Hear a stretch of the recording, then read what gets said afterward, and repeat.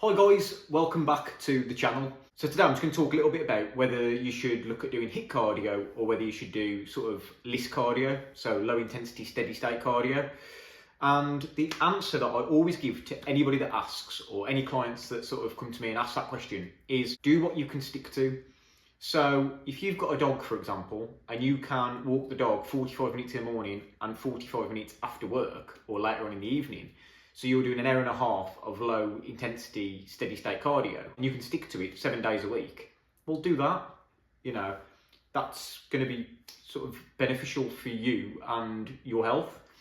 But if you haven't got a dog and you just can stick to maybe doing a spin class at your local gym, doing a 30-minute spin class after work or first thing in the morning or whatever it may be, well, if you can commit to that 3-4 times a week, well, then if you can stick to it week by week over the months, that's going to hugely add up to being beneficial for you and your health. For me, I try and get a mixture of both. I really do enjoy doing like a high intensity interval training session. I enjoy high intensity sessions because you can just get a sweat on and you can just get a lot of calories burnt in a short amount of time. However, quite a lot of the time I will just go for a walk or do something low intensity, and that's just simply because it doesn't interfere with my weight training sessions. Because it's lower intensity, it places a lower stress on the body, and when you're already doing what I'm doing, which is sort of doing some resistance training throughout the week, it's just a lot of volume and a lot of stress on the body if you then start adding in 3 or 4 HIIT sessions a week. So that's the reason I do quite a bit of like just walking and just low intensity exercise. But I enjoy both, and I'd certainly incorporate both into my training regularly. I'm just going to go through now some different types of cardio that you can do. So for low intensity, you can obviously, like I say, go for a walk. You could just go on a spin bike, but just maybe do 45 minutes at a very steady speed.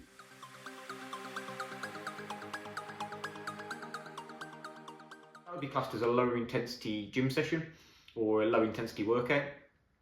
You could go on a cross trainer and just do a cross trainer at the same speed for 45 minutes and just keep the intensity low. That's perfect.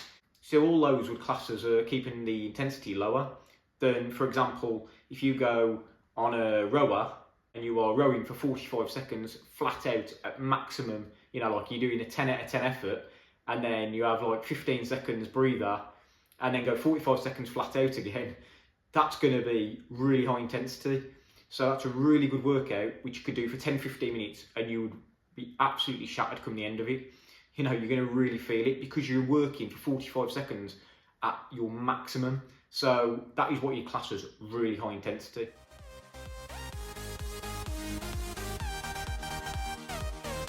But as I say, there's benefits to both.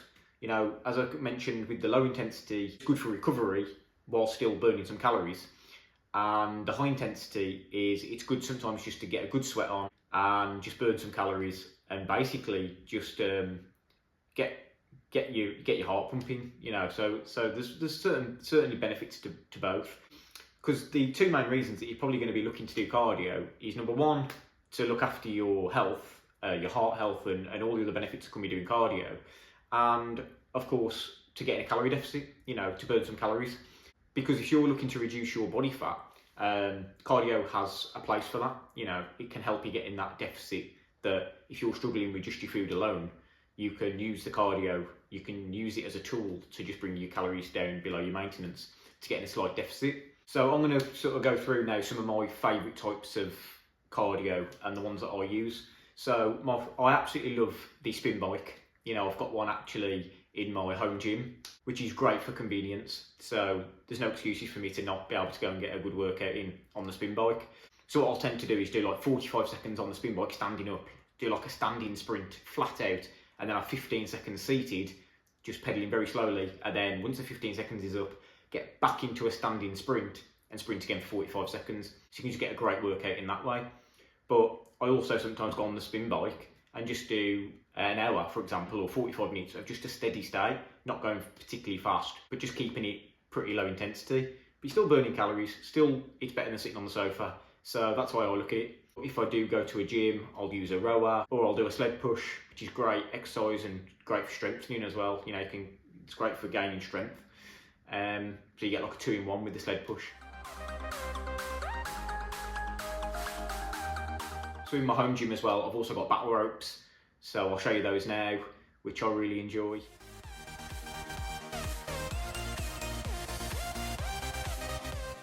They're great for high intensity. You know, you can just get like a really good workout in 10-15 minutes using them. If you're using the battle ropes and really giving it your all, they're hard work. So you'll know about them if you're doing them properly and giving them your all. Maximum effort with them.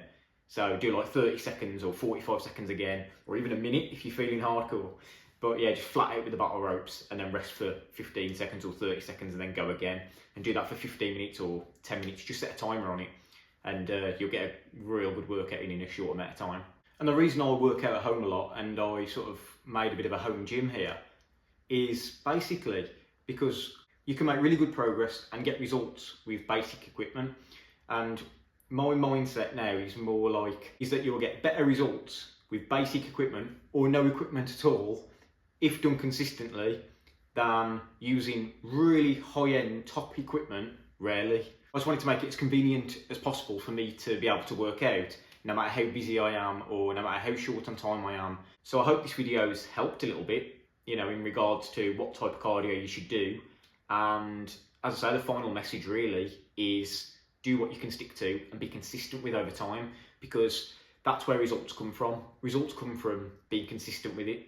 You know, one workout's not going to change a lot, just like one good, nutritious, healthy meal is not going to change a lot. You have to do it consistently and be consistent with the process, and that's when results come. So as I say, really hope I've added some value in this video. If I have, please do drop the video a thumb up and consider subscribing to the channel. It really does all help and is massively appreciated. And I will see you in the next video. Thanks a lot for watching. Bye for now.